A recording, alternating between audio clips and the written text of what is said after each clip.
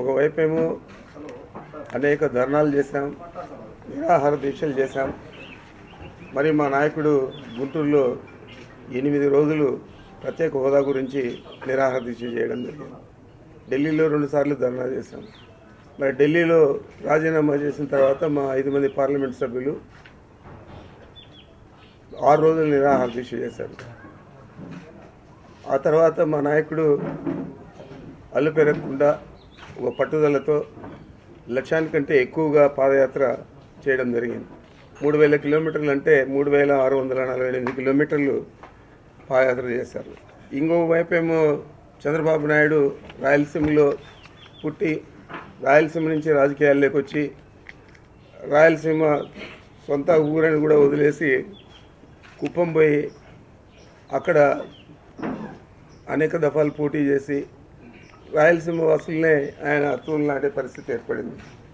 ఈరోజు మా జిల్లాలో అయితే, చిత్తూరు జిల్లాలో అయితే ఆయన వేషాలు, కుట్రలు, కుతంత్రాలు ఇవన్నీ జిల్లా ప్రజలకు తెలుసు. ఈరోజు చూస్తే ఎన్నికల్లో ఏ విధంగా ఆయన గెలవాలా అని చెప్పి అధికార దుర్వినియోగం అంటే దానికి పరాకాష్ట చంద్రబాబు నాయుడు.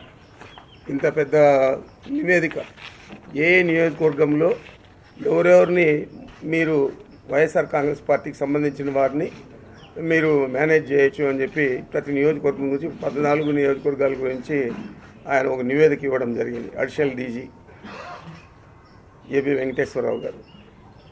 మరి ఈ విధంగా గవర్నమెంట్ పనితీరు ఈ విధంగా చంద్రబాబు నాయుడు చేస్తే మరి దాన్ని ఎవరు కూడా తప్పులు పెట్టకూడదు. అదేవిధంగా మా జిల్లాలో అయితే కొంతమంది కరుడుగట్టిన తీవ్రవాదుల కంటే ఇంకా ఎక్కువగా పనిచేసే పోలీస్ ఆఫీసర్లను ట్రాన్స్ఫర్ చేయకుండా ఈ జిల్లా నుంచి 3 సంవత్సరాల పైన పనిచేస్తే బయట పంపించాలి. అది లేకుండా అందరినీ కూడా వేకెన్సీ రిజర్వేషన్లో పెట్టి వారి ద్వారా మొత్తం ప్రతి నియోజకవర్గానికి ఒకరిని ఇన్ఛార్జిగా పెట్టి అందరినీ కూడా ఎలక్షన్ కోసమే వాడుకుంటామంటే నేను ఎన్నికల్లో అడ్జస్ట్ చేయడం జరిగింది.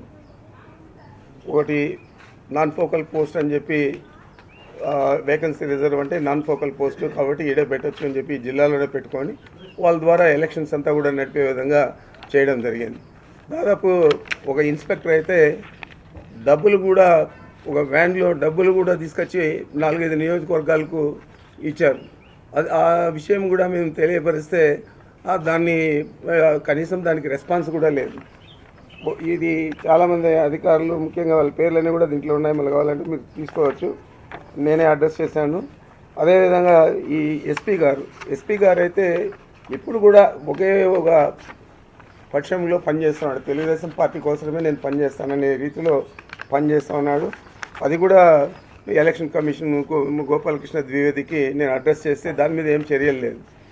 ఇంకొక వైపు ఏం చెప్తాడంటే election commission YSR Congress party వాళ్ళు చెప్పిందే చేస్తారని చెప్పి దానికి ఒక రంగు పూస్తాడు.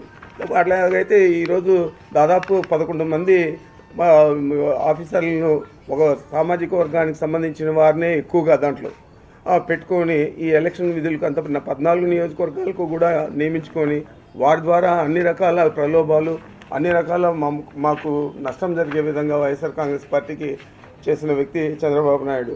మరి బయటకేమో బీరాలు పలుకుతాడు. మరి ఇప్పుడు ఏదైనా ఉంటే నేను మీ పెద్ద కొడుకు, మీ పెద్దన్న అంటాడు.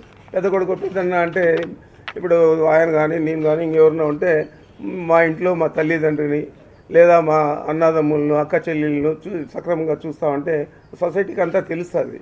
ఆ విధంగా కాకుండా నువ్వు మీ తమ్ముడిని పట్టించుకోలేదు, మీ సిస్టర్స్ని పట్టించుకోలేదు, మీ తల్లిని కూడా పట్టించుకోలేదు, మీ తల్లి మీద ఉండే జూబ్లీ హిల్స్ ప్రాపర్టీ కూడా నీ కొడుకు లోకేష్ మీద మార్చుకున్నావు. ఇంత స్వార్థపరుడుగా ఉండి నువ్వు నేను పెద్ద కొడుకు మీకు అని చెప్పి ప్రజలకు నమ్మజెప్తే ఏ విధంగా అది మనం నమ్మాలో మీరు అర్థం చేసుకోవాలా. మా చిత్తూరు జిల్లా వాళ్ళకైతే తెలిసి ఈయన గురించి ఇతను చెప్పేది ఒకటి చేసేది ఒకటి అండి. ఎన్నికల్లో కూడా చూసారు మీరు. చెప్పింది ఏంది, ఆయన 600 హామీలు ఇచ్చాడు, చేసింది ఏంది అవన్నీ కూడా మర్చిపోయాడు. దాన్ని ఏమంటారు, సినిమా ఒకటి ఉంది గజనీ అని, గజనీలో మాదిరి ఈ 5 సంవత్సరాలు వ్యవహారం చేశాడు ఎన్నికల ముందు చెప్పింది చెప్పి.